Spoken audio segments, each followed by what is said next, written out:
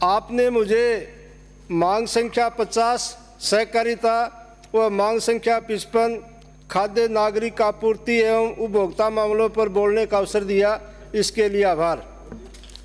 माननीय सभापति महोदय, पहले जो सहकारी बैंक थे उनमें खेतों के अंदर आवास योजना के तहत 5% ऋण योजना चालू थी, उसको जारी रखा जाए, उसको बंद कर दी गई है। किसानों को इस हेतु अनुदान दिया जाए।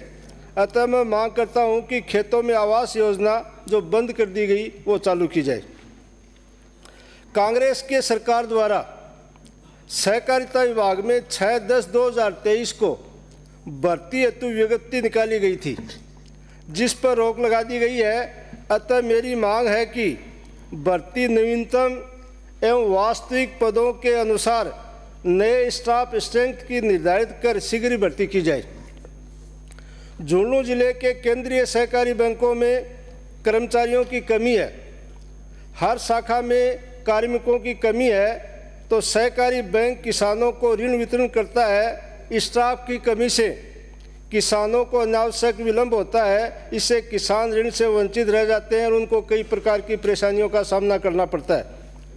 किसानों को अपनी फसल का उचित मूल्य मिले, इसके लिए वेयर हाउस के निर्माण हेतु सहकारी बैंकों से कम ब्याज पर ऋण उपलब्ध करवाया जाए। पिछले दिनों देखा होगा, जब प्याज निकला था 10-15 रुपये था और आज वो 60 और 70 रुपये चले गया। तो वेयर हाउस वालों की व्यवस्था होगी तो किसान को उसका फायदा होगा। राजस्थान सहकारी अधीनस्थ सेवा वर्ग के निरीक्षकों की पदोन्नति व कैडर स्ट्रेंथ में वृद्धि की जाए तथा इसकी प्रक्रिया को सरल किया जाए।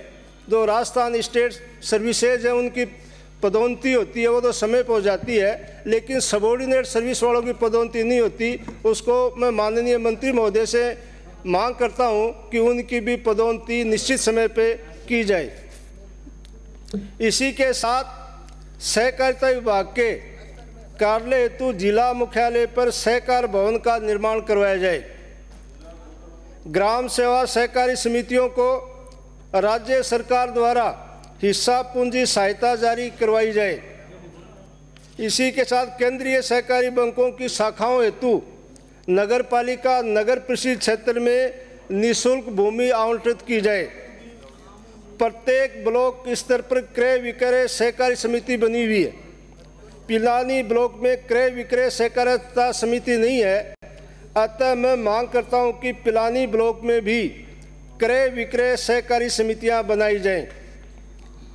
एक राशन डीलर के पास सभापति महोदय 2-3 मतलब क्या है कि राशन डीलर का चार्ज है, इससे वितरण कार्य बुरी तरह से प्रभावित होता है। अतः मैं मांग करता हूं कि राशन डीलरों की संख्या बढ़ाई जाए, उनका जो कमीशन बकाया है वो भी क्या है कि तुरंत दिलाया जाए।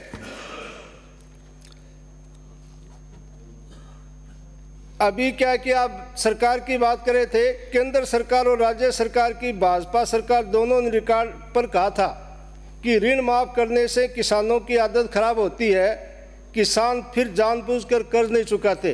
तो ये तो आपकी मानसिकता दर्शाती है। शायद ये सरकार भूल जाती है किसान इतना स्वाभिमान होते हैं कि कर्ज ना चुका पाएँ तो अपनी जान तक दे देते हैं। उन किसानों का आपने मान किया है। मुख्यमंत्री जी कहते हैं कि वो खुद किसान रहे हैं, उन्होंने हल जोते हैं। अगर सच में ऐसा है तो उन्होंने कभी ऋण लिया होगा, उनको जवाब देना चाहिए। क्या किसान ऐसी सोच रखते हैं? हमारी मांग है कि 19 जुलाई को जब मुख्यमंत्री जवाब दें तब वो राजस्थान में किसानों की कर्ज माफी की घोषणा करें। कोविड के दौरान 64 लाख विद्यार्थियों आंगनबाड़ियों के 46 लाख विद्यार्थियों के घर तक मिड डे मील के कॉम्बो पैक उपलब्ध करवाए थे। अब 8 महीने से विद्यालयों के अंदर जो बच्चे पढ़ रहे हैं और आंगनबाड़ी के अंदर अध्ययनरत हैं, उनको ये कॉम्बो पैक नहीं मिले हैं, न क्या है कि दूध मिला है, तो उनको वो उपलब्ध करवाया जाए। सहकारिता आंदोलन को आगे बढ़ाने के लिए कृषि उपज मंडी समितियों की समस्त पुरानी बकाया राशि वसूली और प्रकरणों के निस्तारण हेतु ब्याज माफी योजना 2023 चलाई गई थी। ग्राम सेवा सहकारी समितियों के गठन के मापदंडों में स्थिरांक प्रदान करते हुए हिस्सा राशि 5 लाख रुपए से कम कर 3 लाख रुपए एवं सदस्य संख्या 500 से कम कर 300 किया जाए। 1141 ग्राम सेवा सहकारी समितियों में नए गोदामों का निर्माण किया जाए। 20 क्रय विक्रय सहकारी समितियों में 500 मीट्रिक टन क्षमता के गोदामों का निर्माण करवाया जाए।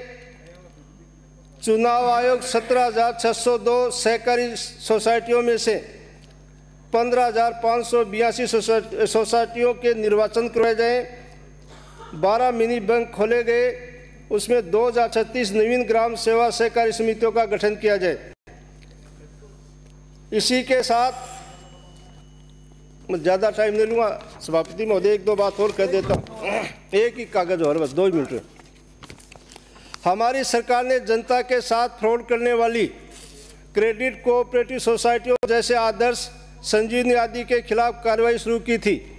संजीवनी केस में तो कौन कौन आरोपी हैं, पुलिस डायरी में किस किस के नाम हैं, वो सबको पता है। सरकार से निवेदन है कि सत्ता के बदलने के बाद उन कार्रवाइयों को कमज़ोर नहीं किया जाए। जो दोषी है उन्हें जेल में डाला जाए एवं पीड़ितों का पैसा वापस दिलाया जाए। इसी के साथ खाद्य सुरक्षा पोर्टल जो बंद है उसको तुरंत खोला जाए, जिससे आम आदमी को राहत मिलेगी। आपने बोलने का अवसर प्रदान किया, इसके लिए धन्यवाद। जय हिंद, जय भीम, जय संविधान। सुरेश धाकड़।